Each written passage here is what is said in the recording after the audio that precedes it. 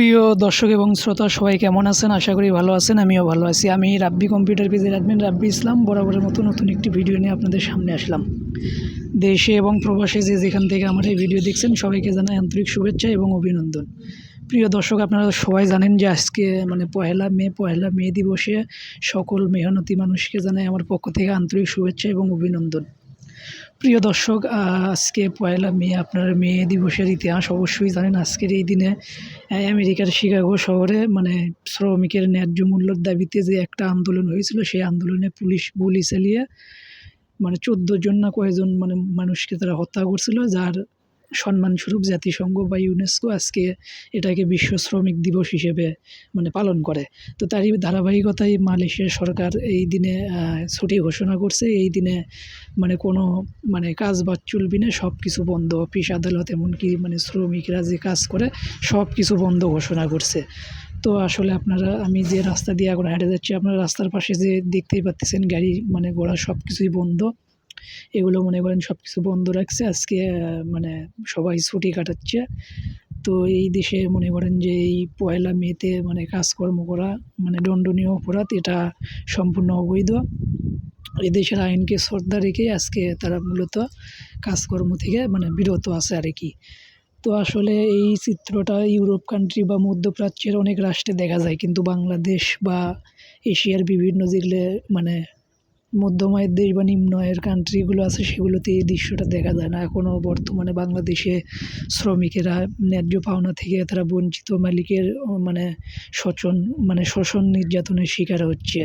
তো আসলে মালয়েশিয়াতে এরকম খুব কমই দেখা যায়। মালয়েশিয়াতে শ্রমিকদেরকে খুব সম্মান করা হয়, রেসপেক্ট করা হয়।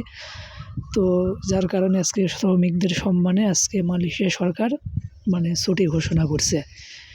তো আমি এখন যে রাস্তা দিয়ে হেঁটে যাচ্ছি, আমার রাস্তার পাশে আশেপাশে যে গাড়িগুলো দেখতে পাচ্ছেন, মাইক্রো বা কার গাড়ি, আসলে এগুলো দিয়েই এই দেশের মানুষজন অফিস আদালত অথবা কাজকর্মে যায় আর কি। এই দেশে তো ওই যে এই মাইক্রো কার গাড়ি আর মোটরসাইকেল ছাড়া কোনো গাড়ি নেই। বাংলাদেশে যেমন সিএনজি ভ্যান, অটোরিকশা এরকম সিস্টেম, কিন্তু মালয়েশিয়াতে এরকম সিস্টেম নেই। একজন লোক যদি বাজার করতে যায় তাহলেও যে সে মাইক্রো বা কার গাড়িতে যাবে, বা কাজ করতে গেলেও তারা যে মাইক্রো বা কার গাড়ি নিয়ে যাবে। এই হচ্ছে মালয়েশিয়ার অবস্থা।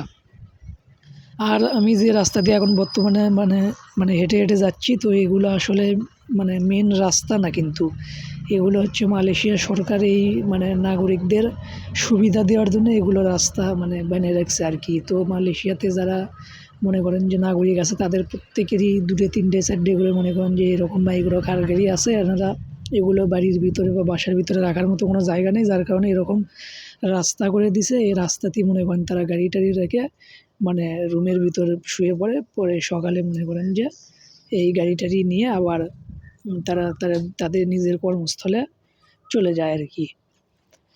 তো এখানে নিরাপদ। এই একই অবস্থা যদি বাংলাদেশে হতো তাহলে বুঝতেই পারতেছেন কী হতো। আসলে এরকম নামি দামি গাড়ি তারা রাস্তাঘাটে রেখে তারা ঘুম পাড়ে, আসলে বাংলাদেশে এটা পসিবল না, এটা অবশ্যই অসম্ভব আর কি।